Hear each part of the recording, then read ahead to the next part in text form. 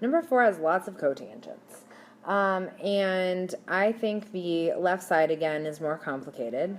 So I'm going to work with that. We can't combine these using multiplication any further right now because of that 2 theta. We can't make this cotangent squared at this point.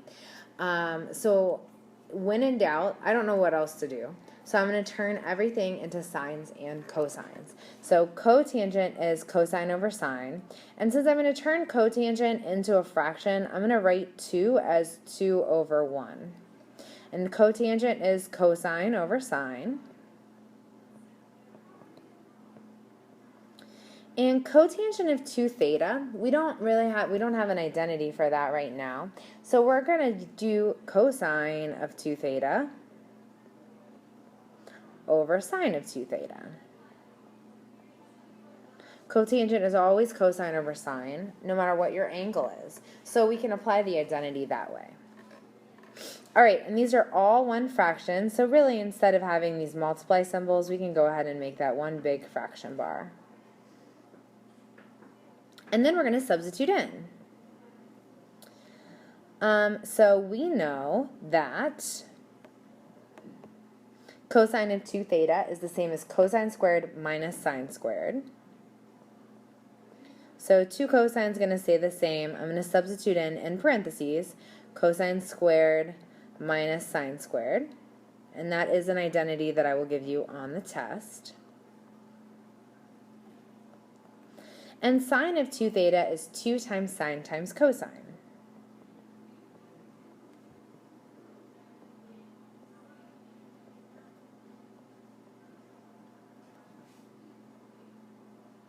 Awesome.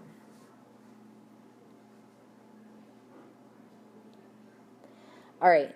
Now, everything is in factored form. Everything is all multiplication.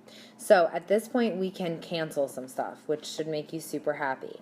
In the denominator, this is all multiplication. Sine times 2 times sine times cosine. All multiplication. So we don't really need those parentheses in the denominator because of the multiplication. In the numerator, you can think of the 2 cosine as being factored out. It's 2 cosine and then times that. So we can't cancel cosine squared minus sine squared unless we were to have that same thing in the denominator. But let's look at everything else and see what we can cancel. So I have a 2 on top and a 2 on bottom. I can cancel those. I have a cosine on top and a cosine on the bottom. So I can cancel those. I am going to have a sine squared.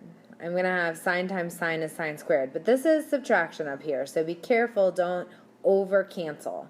And remember, we want cotangent squared minus 1. That's our goal.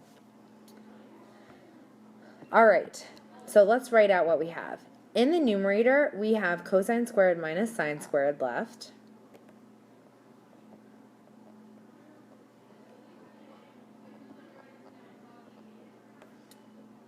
In the denominator, I have sine times sine left, and I'm going to write that as sine squared.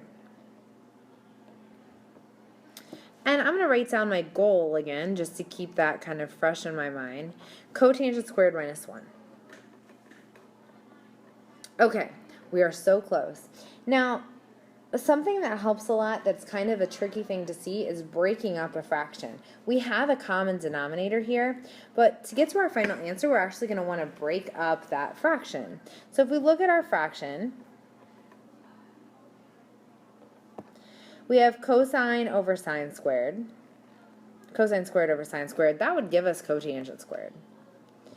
And then we also have, as luck would have it, sine squared over sine squared. Sine squared divided by itself is 1. But I can't just go directly there. I'm going to write out the middle step. So our middle step is going to be writing out cosine squared over sine squared minus sine squared over sine squared. So we're breaking up that.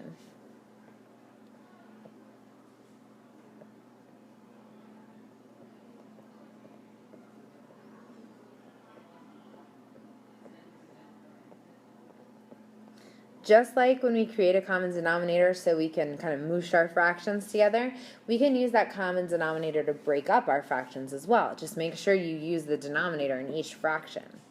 And now we're going to rewrite. Cosine squared over sine squared is cotangent squared. Sine squared over sine squared is 1. And that was our goal.